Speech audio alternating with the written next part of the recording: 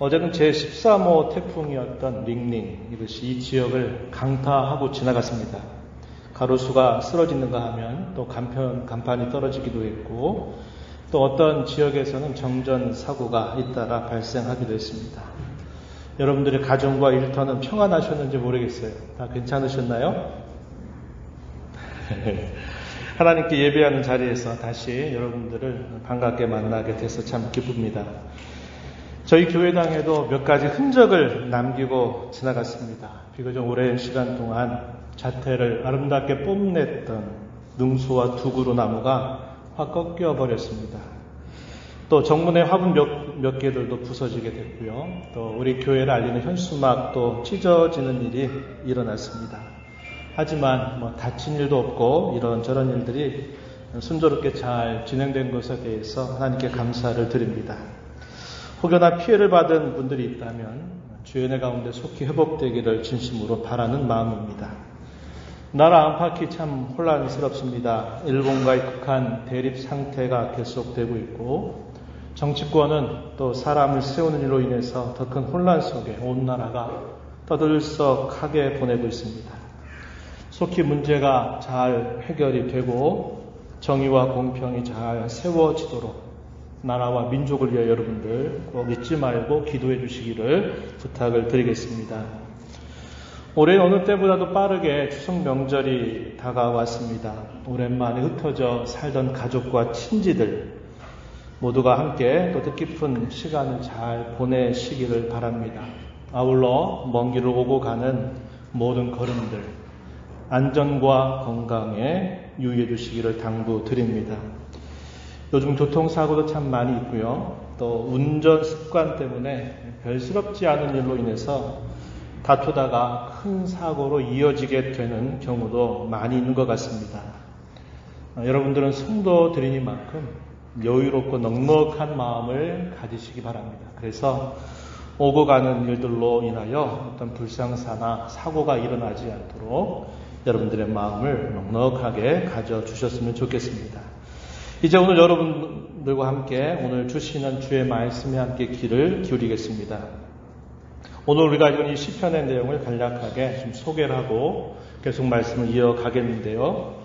오늘 우리가 읽은 이 말씀의 표제를 보면 다윗의 맞쓰길이라고 표현이 되어 있습니다. 이 맞쓰길이라는 말은 밑에 보니까 교훈이라는 뜻을 지니고 있습니다.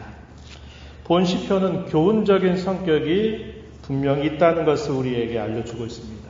또 그러나 그 내용을 우리가 잘 생각해 본다면 단순히 교훈적인 성격만 있는 게 아니라 참회시, 회개의 내용들을 잘 담아주고 있기도 하고 또 성도들로 하여금 어떻게 살아야 될까 하는 면에서 우리에게 지혜를 가르쳐주는 성격이 나타나고 있다는 것을 알 수 있습니다.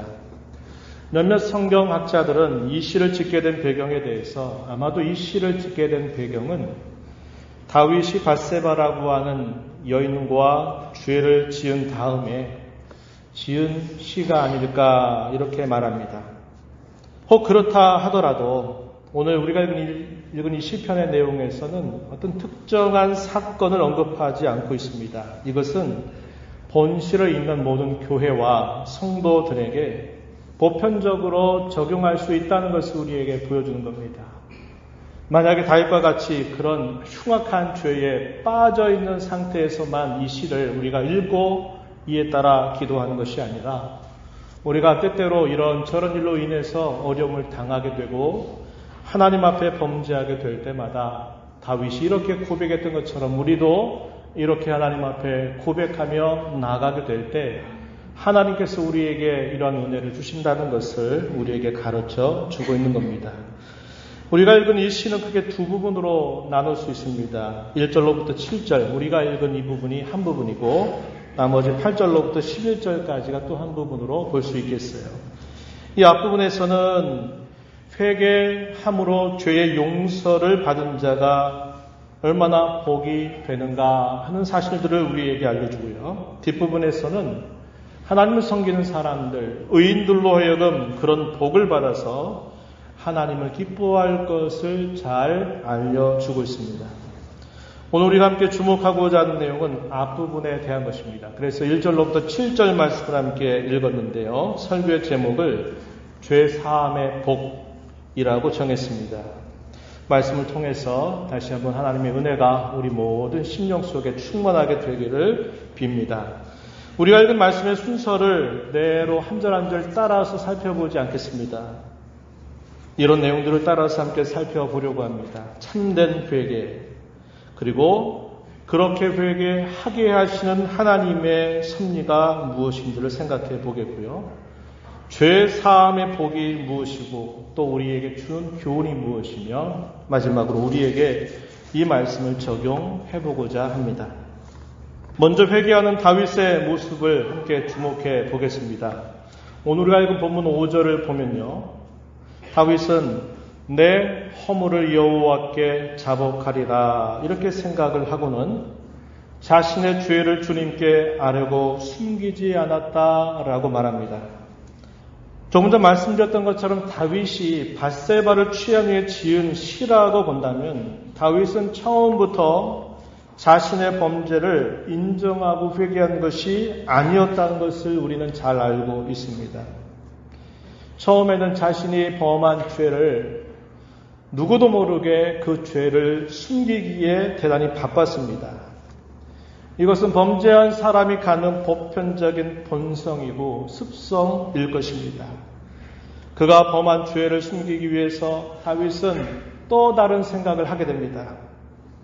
밧세바의 남편이었던 충신 우리아라고 하는 장수를 최전방 전쟁터로 무리하게 내보내는 명령을 내리게 됩니다. 마침내 그 전장에서 충성을 다해서 싸우다가 전사하게 됩니다. 다윗은 간음죄에 이어서 살인죄를 범하게 되었습니다. 죄가 더 큰 죄를 낳는다라는 것을 그 이야기는 우리에게 잘 보여주고 있습니다. 다윗은 그렇게 조용히 사라질 줄 알고 있었습니다. 하지만 하나님께서는 그러한 다윗을 그대로 내버려 두지 않으십니다. 말씀의 종이었던 선지자 나단을 보내서 마침내 그가 지은 모든 죄를 다 드러내시게 됩니다. 그리고 나서야 비로소 다윗은 자신의 죄에 대해서 깊이 고백하고 회개하게 됩니다. 그래서 다윗은 자신이 범한 이 무거운 죄에 대해서 하나님 앞에 고백을 드리게 되고 회개하게 되었다고 하는 겁니다. 그래서 우리가 읽은 이 5절의 이 말씀은 자신이 죄를 범하고 난 다음에 바로 내가 하나님 앞에 너무 잘못해서 안 되겠다. 그래서 내가 내 허물을 여호와께 자복하겠다라는 마음을 가지고 자신의 죄를 숨기지 않고 고백한 사실이 아니었다고 하는 것입니다.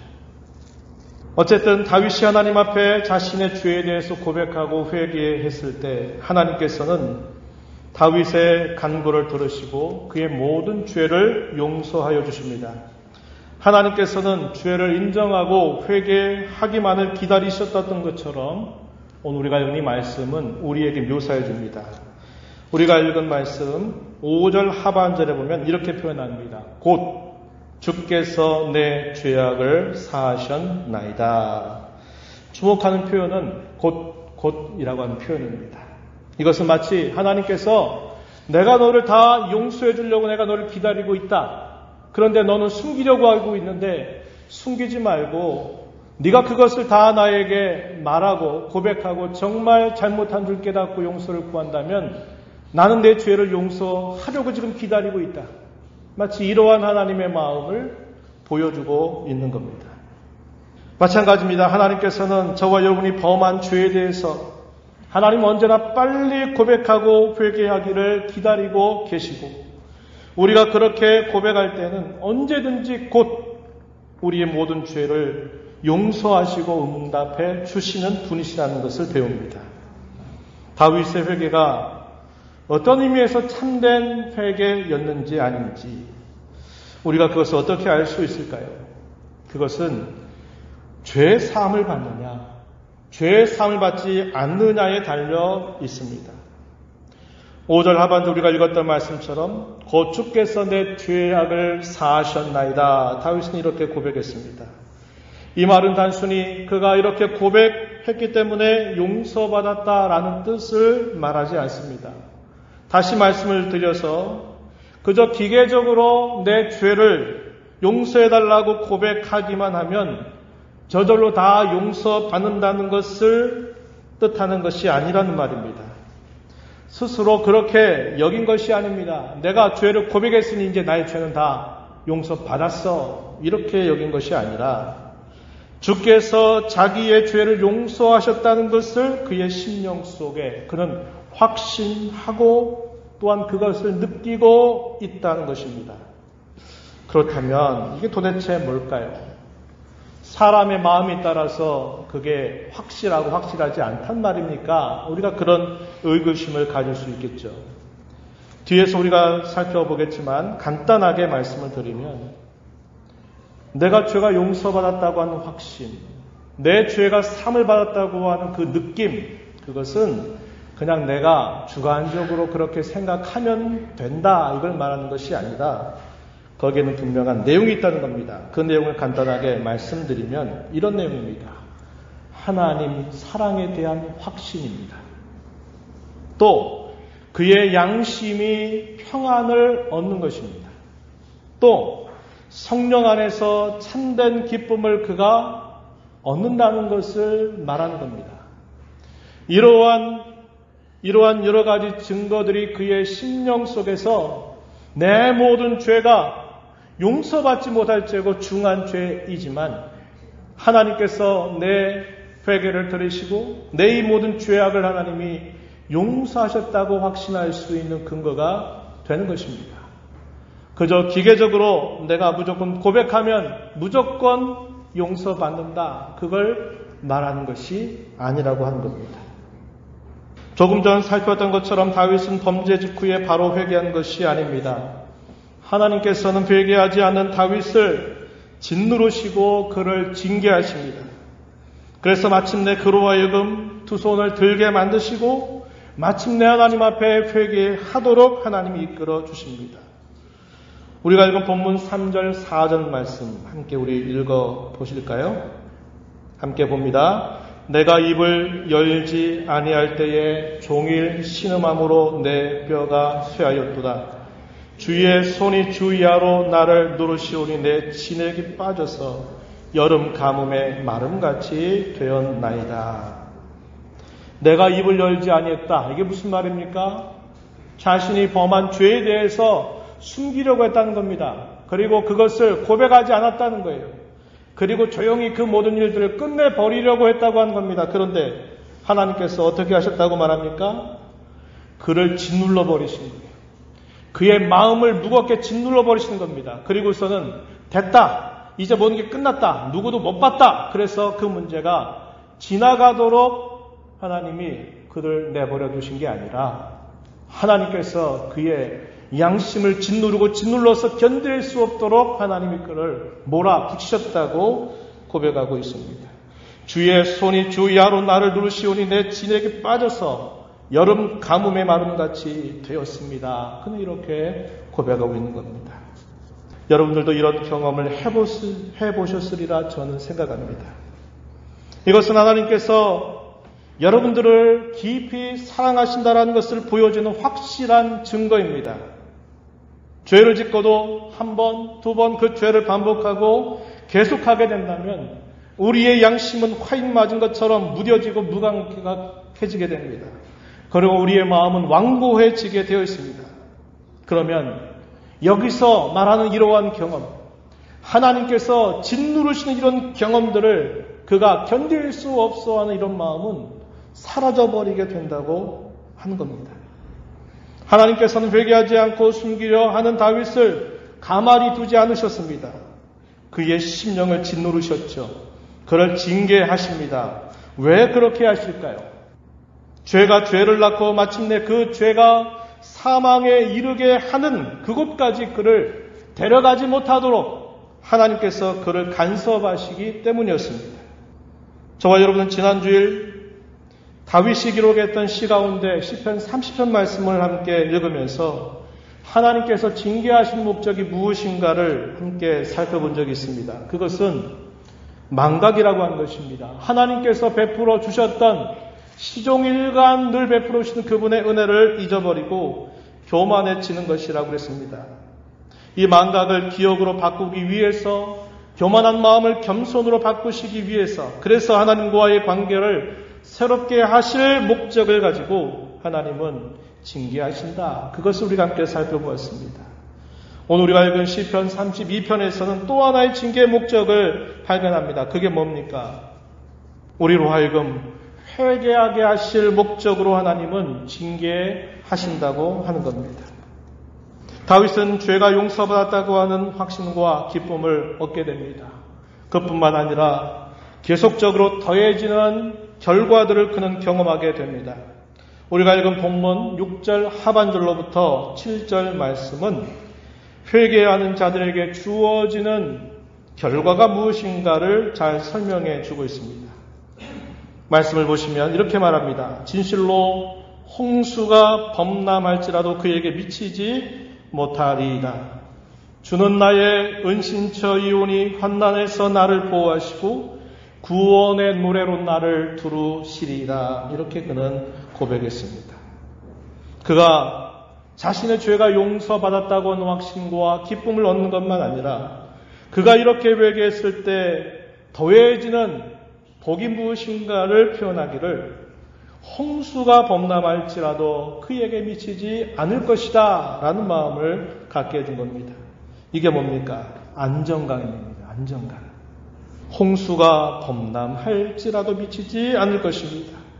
환난에서조차 하나님은 자신을 지키고 보호하신다고 하는 그 안정감을 얻게 된다는 겁니다.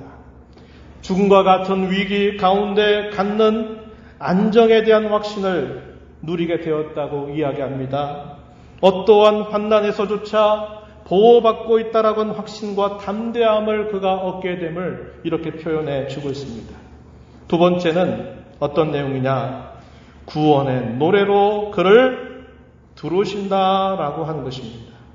하나님께서는 자신의 죄가 용서받는 그 사람에게는 확신과 기쁨을 주시는 것만 아니라 안정과 평안을 그로 하여금 얻게 하시고 마침내는 구원의 노래를 그로 하여금 가득 채워주신다는 겁니다.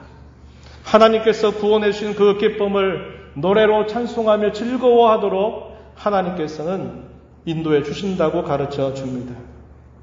다윗은 회개를 통해서 받은 이러한 결과를 가지고 그는 또한 이러한 결론을 얻게 됩니다. 그리고는 이 시의 가장 앞부분에 이 내용을 기록해 주고 있습니다. 본문 1절과 2절 말씀을 한번 보시죠. 이렇게 다윗은 첫 절을 이렇게 열었습니다. 허물의 사함을 받고 자신의 죄가 가려진 자는 복이 있도다. 마음에 간사함이 없고 여호와께 정죄를 당하지 아니하는 자는 복이 있도다. 이렇게 말합니다.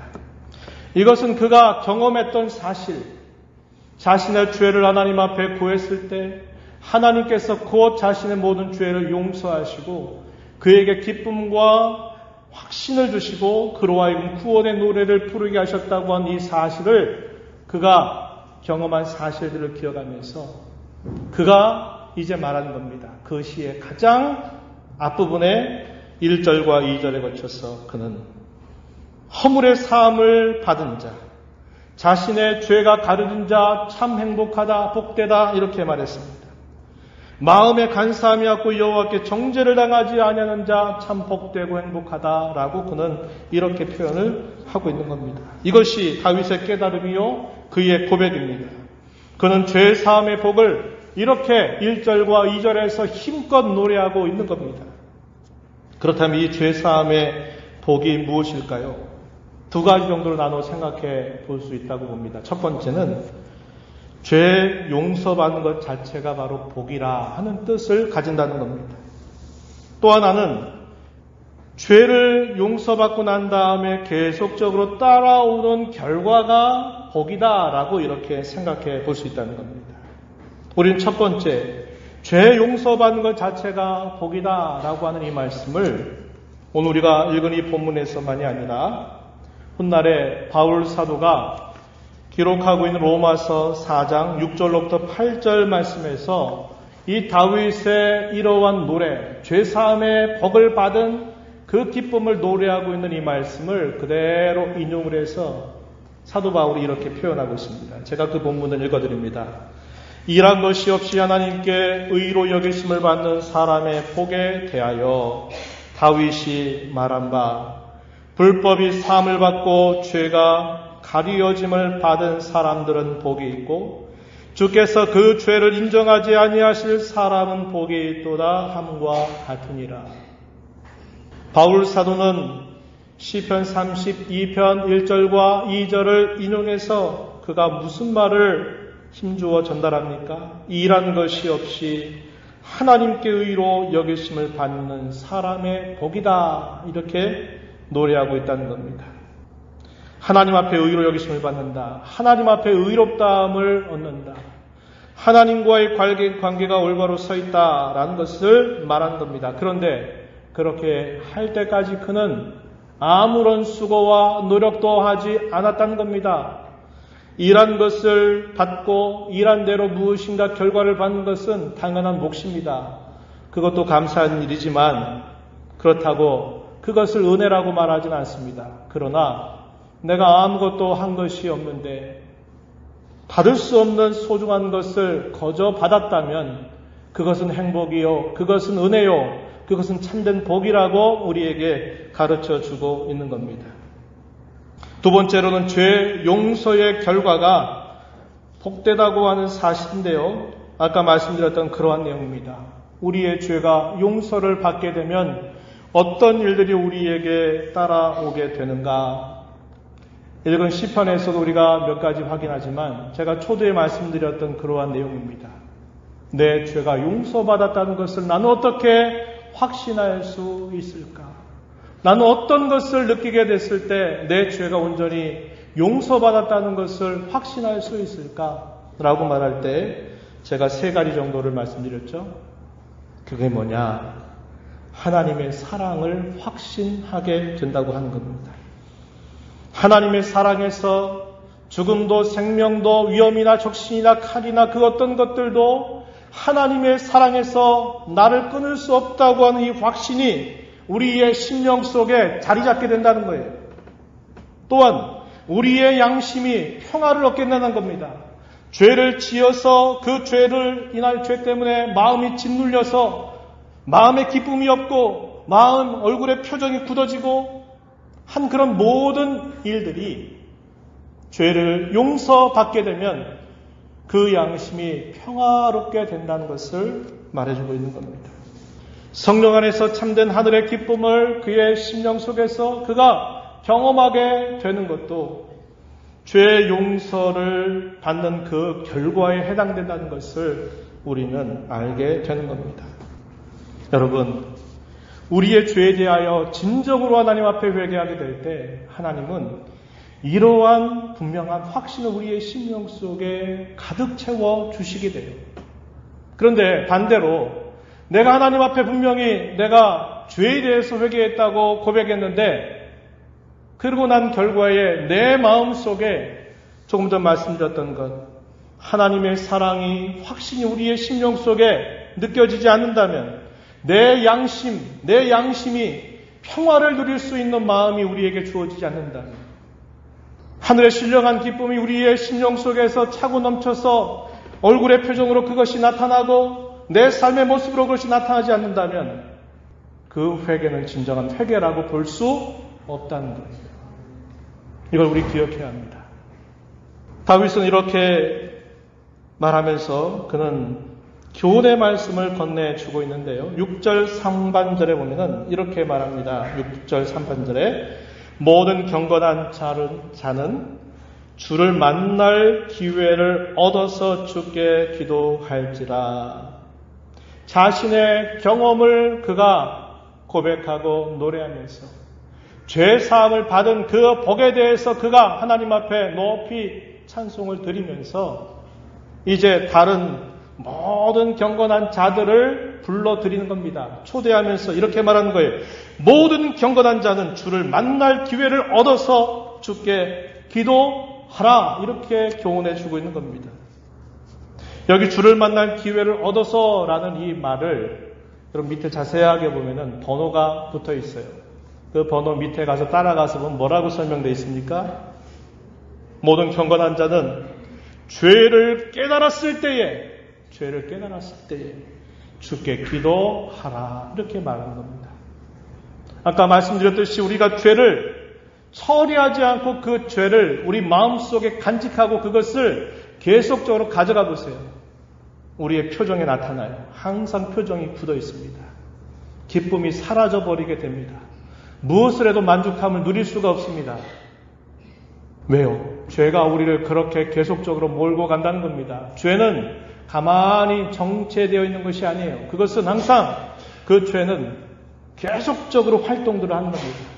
그래서 마침내 우리를 사망의 구렁텅이 앞으로 우리를 끌고 가는 일을 계속적으로 하는 겁니다. 그래서 우리가 그 죄를 어떻게 해야 됩니까? 깨달았을 때, 깨닫게 하실 때 우리는 그것을 끊임없이 하나님 앞에 고백하고 우리의 죄 용서를 간절하게 구하는 자세를 가져야 합니다. 그래서 다윗은 그렇게 말하는 겁니다. 모든 경건한 사람은 누구든지 주를 만날 기회를 얻을 때, 죄를 깨달았을 때 지체하지 말고 기도하라고 가르쳐 주고 있는 것입니다. 이러한 말씀을 몇 가지 적용을 해보기를 원합니다. 처음엔 무엇보다도 중요한 것은 우리의 생각을 바꿔야 한다는 겁니다. 그게 뭐냐면 회개하는 것 자체도 은혜라고 하는 사실입니다. 하나님의 은혜라는 거예요. 아무나 회개하는 게 아닙니다. 아무나 회개하는 게 아니에요. 여러분들이 회개해야 된다고 생각할 때 아무 때나 회개가 잘 되던가요? 입술로는 죄 용서해달라고 습관적으로 우리가 말로는 하지만 우리의 마음 깊은 곳에 그 죄에 대한 슬픔과 탄식이 사라지고 그 죄에 대하여 분해하고 그 죄로 인해서 내 심령 속에 평안이 빼앗겨버린 것을 견딜 수 없는 그런 마음이 아무 때나 일어나던가요? 안 되게 돼 있다는 겁니다. 우리가 회개할 수 있는 것도 하나님의 은혜가 없이는 우리에게 진정한 회개를 할 수 없다는 것을 우리는 알고 내가 회개한다. 저 사람이 회개 많이 한 것 같다 그러면 아유 저 사람은 무슨 죄를 범한 게 많아서 날마다 울면서 저렇게 회개해? 이렇게 헐뜯고 비방할 것이 아니라 저 사람은 참 하나님의 은혜를 많이 받는 사람이구나 이런 생각을 가져야 됩니다. 우리의 심령 속에 눈물이 마르고 우리의 눈가에 눈시울이 젖지 않는다면 우리는 뭔가 큰 문제 가운데 있다는 것을 깨달아야만 합니다. 그렇다고 우리가 회개를 한다 그래서 회개가 우리의 공로가 되는 것도 아니에요. 아까 우리가 읽었던 로마서 4장 6절로 8절 말씀에 바울 사도는 그렇게 말합니다. 죄 용서 받지만 그것도 일한 것이 아니라 그랬어요. 일한 것이 없이 하나님 앞에 의롭다함을 받는 사람은 참으로 복된 사람들이다. 이렇게 말하면서 다윗의 이 시편 32편 1절로 2절의 말씀을 인용하고 있는 겁니다. 회개마저도 내가 회개했으니까 그게 공로가 돼가지고 하나님 죄를 용서한 게 아니라 말씀드렸듯이 내가 회개할 수 있는 것 자체도 하나님이 은혜를 우리에게 부어주셔야만 회개가 되는 것이고 회개하면 아까 읽었던 말씀처럼 곧 주께서 내 모든 죄악을 사하셨나이다. 마치 기다리셨다고 하는 듯이 그래 내가 이 말을 기다리고 기다렸단다. 잘했다. 내가 모든 죄를 용서해 줄게. 하나님께서 이렇게 해주신다는 겁니다. 회개도 공로가 아니에요. 회개도 우리의 수고가 아닙니다. 그것조차도 하나님의 은혜라는 것을 우리는 기억해야 한다는 거예요. 죄 사함이 왜 중요합니까? 우리의 인생 가운데 겪는 모든 일들은요 다 때가 되면 지나갑니다. 어떤 일과 사건들이 오고요. 그 일과 사건들이 계속 평생 동안 우리를 따라붙어 다니지 않습니다. 때가 되면 이 또한 지나가게 되는 것입니다. 그러나 죄의 문제만큼은 그냥 지나가는 일이 없어요. 죄는 품고 있는 것만큼 계속 죄가 죄를 낳으면서 우리를 파멸에 이르도록 하는 일이라는 겁니다. 오늘 새벽에 읽었던 시편 39편 4절로 7절 말씀에 보면은 다윗은 그 이야기를 고백하고 있습니다. 인생이 얼마나 짧고 인생이 얼마나 허무하고 인생이 얼마나 금방 그렇게 지나가는가를 그가 고백하면서 나의 소망은 오직 주님께 있습니다. 이렇게 고백합니다. 그리고 나서 그가 하는 게 뭐냐? 자신의 죄에 대하여 하나님 앞에 용서를 구하는 일을 하고 있다는 겁니다. 왜요? 이 죄는 하나님께로부터 용서받지 않는 한 그 죄는 평생 죽을 때까지 그리고 죽어서도 따라다니는 형벌의 이유가 되기 때문에 그러한 것입니다. 그래서 우리는 다른 어떤 문제보다도 이 죄를 용서받는 것만큼 우리의 인생에 중요한 일은 없다라고 하는 이 사실 여러분들이 잊으시면 안 된다는 거예요. 어떻게 그럼 회개해야 될까요? 숨기지 말아야 됩니다. 숨기면 하나님 우리의 죄를 낱낱이 다 드러내실 것입니다. 하지만 저와 여러분의 죄를 숨기지 않고 다 주께 고백한다면 주께서는 우리의 죄를 스스로 숨겨주십니다. 세상의 법정은 죄 지은 자를 드러내면 처벌하죠. 그러나 하나님의 법정은 죄를 지었다고 진실하게 고백하고 믿는다면 그 죄를 용서하고 그 죄를 용서하고 품어주시는 것입니다. 얼마나 큰 은혜입니까? 이제 말씀을 맺겠습니다. 죄사함의 복을 감사하는 저와 여러분이 되기를 바랍니다. 그리고 참된 회개에 날마다 힘쓰는 삶을 살아가시면서 하나님이 약속하신 복, 하나님의 사랑에 대한 확신이 우리의 심령 속에 차고 넘치고 우리의 양심이 평화를 얻고 성령 안에서 참된 기쁨을 누리며 살아가는 저와 여러분이 되기를 축복합니다. 하나님 아버지 감사합니다. 오늘도 저희들에게 귀한 말씀을 통하여 죄사함의 복에 대하여 저희들에게 일깨워 주신 것을 감사드립니다. 우리가 하나님 앞에 회개할 수 있는 것도 하나님의 은혜가 아니면 안 되는 일임을 알게 되었고 우리를 회개치 않을 땐 하나님께서 우리를 징계 가운데 두셔서라도 우리를 회개케 하시고 회개하게 하시자마자 하나님은 우리의 모든 죄를 다 사하실 뿐만 아니라 하나님 사랑을 확신하게 하고 양심의 평화를 누리게 하고 성령 안에서 주시는 그 기쁨을 얻게 해 주시는 은혜를 베풀어 주십니다. 이 땅에 사는 동안 그러한 은혜를 늘 누리며 살아가는 저희들이 되게 주옵소서. 예수님 이름으로 기도드리옵나이다. 아멘.